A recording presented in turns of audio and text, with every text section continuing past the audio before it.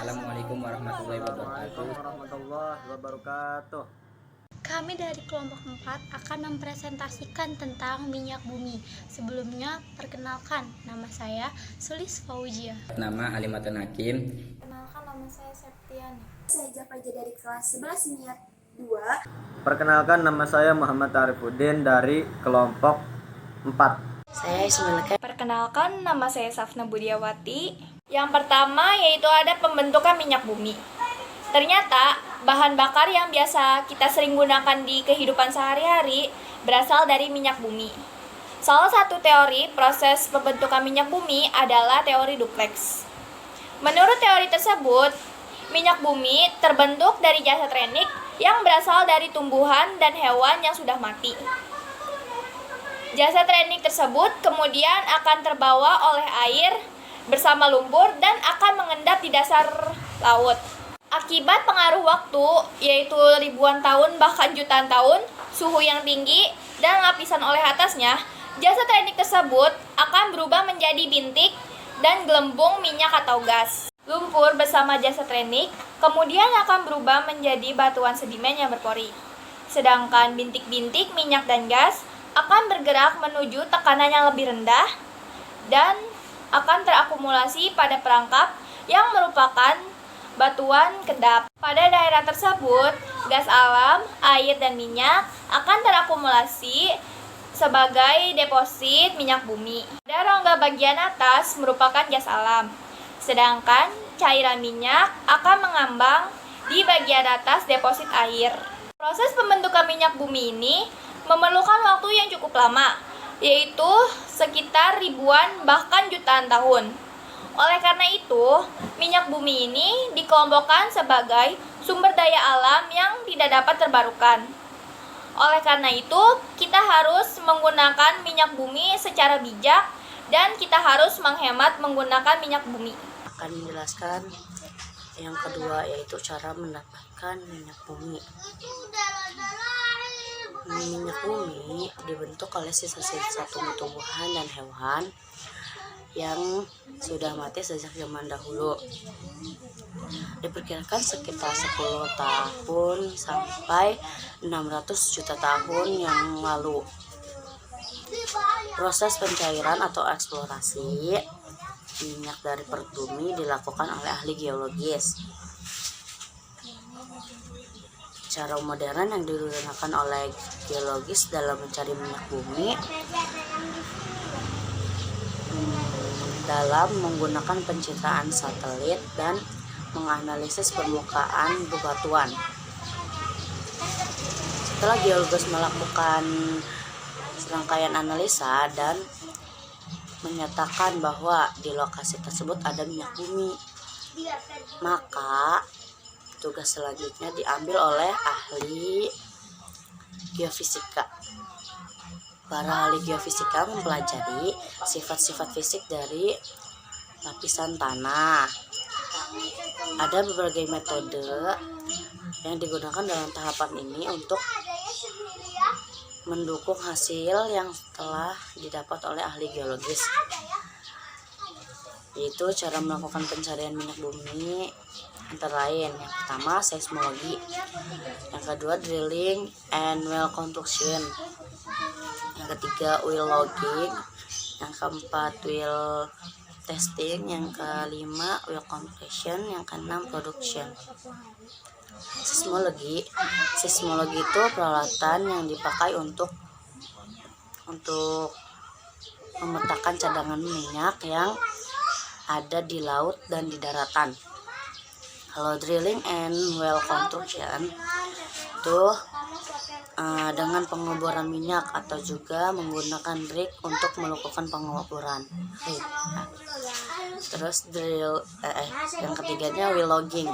Ini termasuk pengeboran yang paling mahal karena harus tahan tekstur dan temperatur yang tinggi.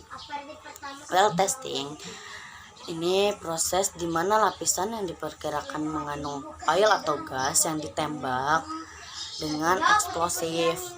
Kalau well completion memasang berbagai peralatan dan perlengkapan pada sumur minyak bumi yang siap melakukan produksi. Kalau yang production, yang terakhir ini hasil pengeboran pada sumur produksi akan suling menjadi beberapa produk olahan yang menghasilkan energi penggerak, itu production. Dan yang selanjutnya fraksi-fraksi minyak bumi beserta kegunaannya akan disampaikan oleh Sulis. Terima kasih. 3.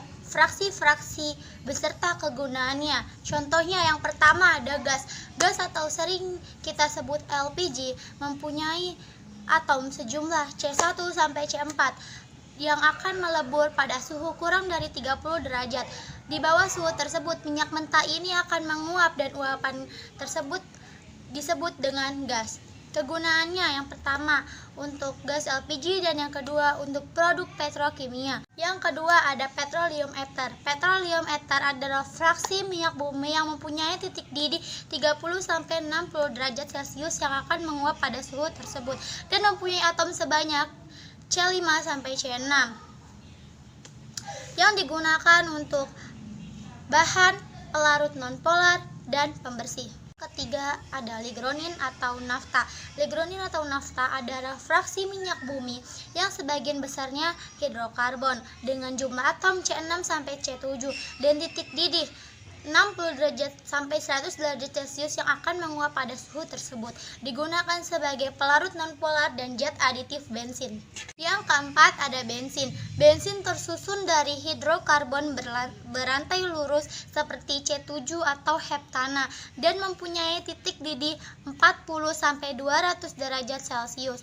Kegunaannya sebagai bahan bakar kendaraan beroda 2, beroda 3 dan beroda 4. 5. Ada kerosin atau minyak tanah. Kerosin atau minyak tanah adalah cairan hidrokarbon yang tidak berwarna dan mudah terbakar, mempunyai jumlah atom C12 sampai C18 dengan titik didih 175 sampai 325 derajat Celcius. Kegunaannya sebagai bahan bakar kompor dan mesin jet. Yang keenam ada solar. Solar biasanya berbentuk cairan dengan titik lebur 250 sampai 400 derajat Celcius dengan jumlah atom lebih dari C12. Kegunaan solar yaitu untuk bahan mesin diesel. Ketujuh ada oli. Oli adalah cairan yang merupakan penyulingan dari minyak bumi. Kegunaannya sebagai pelumas kendaraan, khususnya kendaraan bermotor. 8. Ada residu. Residu adalah cairan kental berwarna hitam dengan jumlah atom karbon paling banyak, bisa lebih dari 70 dan titik didih yang sangat besar, kurang lebih 500 derajat Celcius. 4. Penghematan minyak bumi. Karena minyak bumi termasuk bahan bakar yang tidak dapat diperbarui, jika diperbarui butuh waktu jutaan tahun untuk menghasilkan minyak bumi. Minyak bumi berasal dari sisa-sisa makhluk hidup yang terkubur jutaan tahun yang lalu. Salah minyak bumi. 1. Kurangi penggunaan mobil. Sudah jadi kebiasaan menggunakan mobil dalam keperluan sehari-hari. Namun, kamu bisa menguranginya dengan cara car sharing atau berbagi mobil kepada beberapa orang. Ongkos bensin bisa kamu tanggung bersama. Kamu juga bisa naik transportasi publik karena beberapa bus kota saat ini sudah menggunakan energi listrik atau jalan kaki saja untuk jarak yang dekat. Ini menjadi salah satu cara menghemat minyak bumi yang simpel dan mudah dilakukan. 2. Pakai energi alternatif. Saat ini sudah cukup banyak dan menjadi tren untuk menggunakan sumber energi alternatif semisal tenaga surya sebagai cara menghemat minyak bumi. Beberapa perangkatnya memang masih tergolong mahal, namun bila banyak yang menggunakan tentu produksinya akan menjadi massal dan lebih murah. 3. Jangan kebut-kebutan. Kadang saat jalanan kosong, yang terpikir pertama kali adalah memacu kendaraan sekencang-kencangnya. Padahal tinggi kecepatan akan semakin banyak pula bahan bakar yang dibutuhkan. Pertahanan putaran mesin dan jangan melampaui kisaran 2.500 hingga 3.000 rpm. Dengan tidak kebut-kebutan, kamu berperan dalam menerapkan cara menghemat minyak bumi. 4. Gunakan BBM Brockton tinggi? Karena harga BBM yang lebih murah, BBM Brockton rendah biasanya menjadi incaran. Namun sebetulnya ia keliru. BBM Brockton tinggi lebih irit dibanding oktan rendah. Mesin kendaraan akan mengkonsumsi lebih sedikit BBM dengan oktan yang lebih tinggi dibanding oktan rendah. Alih-alih ingin irit pakai BBM Brockton rendah malah jadi lebih boros. 5. Perhatikan beban kendaraan. Semakin berat beban pada kendaraan, maka mesin juga semakin butuh kerja keras. Artinya bahan bakar yang dibutuhkan juga semakin dan bisa membuat kendaraan kamu boros BBM. 6. Bijak dalam menggunakan AC. AC mobil sering disepelekan, padahal penggunaan AC mobil yang asal-asalan justru menjadi sumber borosnya bahan bakar. Untuk menjalankan kompresor AC, mobil butuh tenaga yang didapat dari bahan bakar. Biasanya saat menyalakan mesin, AC langsung dihidupkan dengan kencang untuk mengusir panas. Membuat penggunaan bahan bakar semakin boros karena AC harus bekerja ekstra keras mengusir hawa nafsu. AC mobil yang asal-asalan justru menjadi sumber borosnya bahan bakar. Untuk menjalankan kompresor AC, mobil butuh tenaga yang didapat dari bahan bakar. Biasanya saat menyalakan mesin, AC langsung dihidupkan dengan kencang untuk mengusir panas. Membuat penggunaan bahan bakar semakin boros karena AC harus bekerja ekstra keras mengusir hawa nafsu. Saya di sini untuk menjelaskan tentang meningkatkan kualitas minyak bumi. Cara meningkatkan kualitas minyak bumi yaitu dengan cara yang pertama adalah destilasi atau fraksinasi. Tahap pertama yang harus dilalui dalam proses pengolahan minyak bumi mentah adalah destilasi. Destilasi atau sering pula disebut fraksinasi adalah proses pemisahan fraksi-fraksi dalam minyak bumi berdasarkan perbedaan titik didih. Proses destilasi biasanya dilakukan pada sebuah tanur tinggi yang kedap udara. Minyak bumi mentah dialirkan ke dalamnya untuk dipanaskan dalam tekanan 1 atmosfer pada suhu 370 derajat Celcius. Pemanasan minyak mentah ini kemudian membuat fraksi-fraksi dalam minyak bumi terpisah. Fraksi yang memiliki titik didih terendah akan berada di bagian atas tanur. Beberapa fraksi dari proses destilasi minyak bumi ini sudah dijelaskan pada artikel terdahulu tentang fraksi-fraksi minyak bumi. Yang kedua adalah cracking. Fraksi-fraksi yang dihasilkan dalam proses destilasi kemudian dimurnikan atau direfineri melalui proses cracking ini. Cracking adalah tahapan-tahapan pengolahan minyak bumi yang dilakukan untuk menguraikan molekul-molekul besar senyawa hidrokarbon menjadi molekul-molekul hidrokarbon yang lebih kecil. Misalkan pengolahan fraksi minyak solar atau minyak tanah menjadi bensin. Proses cracking dapat dilakukan dengan 3 cara, yaitu cara panas, cara katalis, dan hydrocracking. Yang ketiga adalah reforming. Setelah dilakukan pemurnian melalui cracking, tahap pengolahan minyak bumi dilanjutkan dengan proses reforming. Reforming adalah proses merubah struktur molekul fraksi yang mutunya buruk atau rantai karbon lurus menjadi fraksi yang mutunya lebih baik, yang rantai karbonnya bercabang, yang dilakukan dengan menggunakan katalis atau proses pemanasan. Karena dilakukan untuk merubah struktur molekul, maka proses ini juga bisa disebut sebagai proses isomerisasi.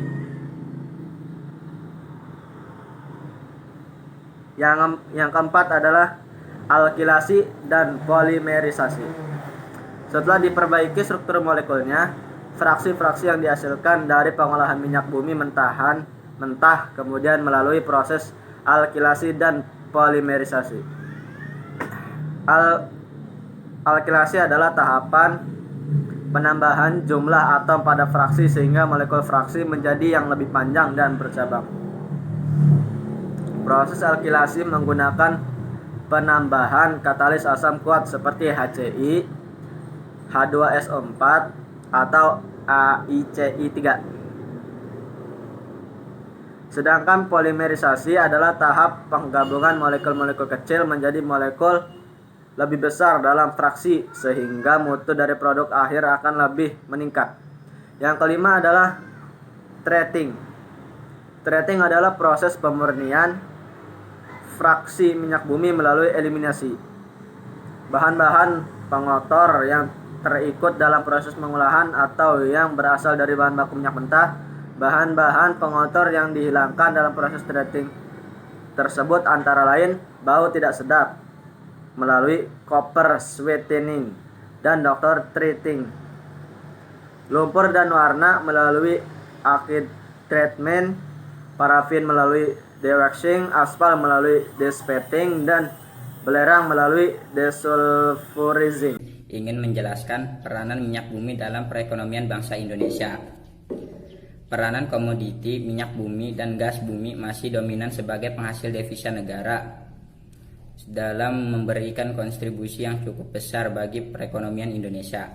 Meskipun saat ini peranan tersebut semakin menurun, namun komoditas migas tetap merupakan andalan dalam mengembangkan perekonomian Indonesia. Seiring dengan terus melonjaknya kebutuhan minyak bumi di dalam negeri dalam satu dasawarsa terakhir ini menyebabkan ketergantungan terhadap impor semakin besar. Pada suatu sisi, penerimaan devisa negara akan meningkat, namun pada sisi yang lain, untuk memenuhi kebutuhan BBM domestik, pemerintah harus menambah minyak mentah sebagai bahan baku. Akibatnya harga pokok BBM membesar dan pemerintah harus menambah subsidi untuk mencapai harga yang dapat terjangkau oleh masyarakat. Persoalan ini semakin berat karena meningkatkan konsumsi di dalam negeri dalam satu dasawarsa terakhir semakin tergantung pada impor. Kondisi tersebut mendorong perlu adanya pemanfaatan gas bumi, mengingat cadangan gas bumi yang ada cukup besar untuk dipasarkan pada konsumen domestik maupun internasional sehingga memberikan alternatif sumber energi di dalam negeri. Permasalahan lain juga muncul walaupun kemampuan produksi gas bumi sangat besar, namun karena cadangan gas bumi letaknya terbesar di seluruh Indonesia dan cadangan gas bumi yang besar letaknya jauh dari pusat pasar atau konsumen, yakni Pulau Jawa yang memiliki cadangan yang terbatas. Karena pada waktu yang lalu harga gas bumi tidak menarik bagi investor untuk bersaing dengan harga BBM yang disubsidi, sehingga investor enggan menambahkan modalnya untuk mengembangkan cadangan gas bumi pada daerah tersebut. Kondisi di atas menimbulkan pertanyaan seberapa besar peranan gas bumi saat diandalkan sebagai sumber energi alternatif. Penelitian ini mencoba untuk mendapatkan jawaban atas permasalahan di atas, yaitu dengan cara melakukan studi empiris yang meliputi analisis deskriptif, analisis kuantitatif dengan menggunakan model input-output. Berdasarkan hasil dari analisis input-output serta didukung dengan analisis deskriptif, maka dapat diketahui bahwa secara umum pemanfaatan gas bumi dalam optimal sehingga perlu untuk dilakukan optimalisasi pemanfaatan gas bumi. Di sini saya akan membacakan kesimpulan dan saran yang dari makalah yang sudah dibacakan oleh teman-teman saya. Kesimpulannya adalah minyak bumi adalah salah satu sumber daya alam dengan berbagai manfaat. Terbentuk dari beberapa fosil yang diuraikan oleh bumi, tersusun dari alkana, alkena, hidrokarbon aromatik, sikloalkana, dan berbagai senyawa lainnya. Diolah dengan proses desilinisasi tinggi untuk menghasilkan berbagai produk. Namun Namun, karena jumlahnya terbatas, maka kita perlu menghematnya. Ditambah dengan polusi yang hasil pembakaran olahannya yang tidak begitu ramah lingkungan. Adapun sumber daya alam yang alternatif dan jika digunakan dengan baik, maka tidak akan kalah dengan minyak bumi. Dan sarannya adalah, pada saat menggunakan minyak bumi, sebaiknya tidak terlalu boros dan ingat harus disimpan untuk generasi selanjutnya. Dan pada saat pengeboran, diharapkan untuk tidak berdampak buruk pada lingkungan.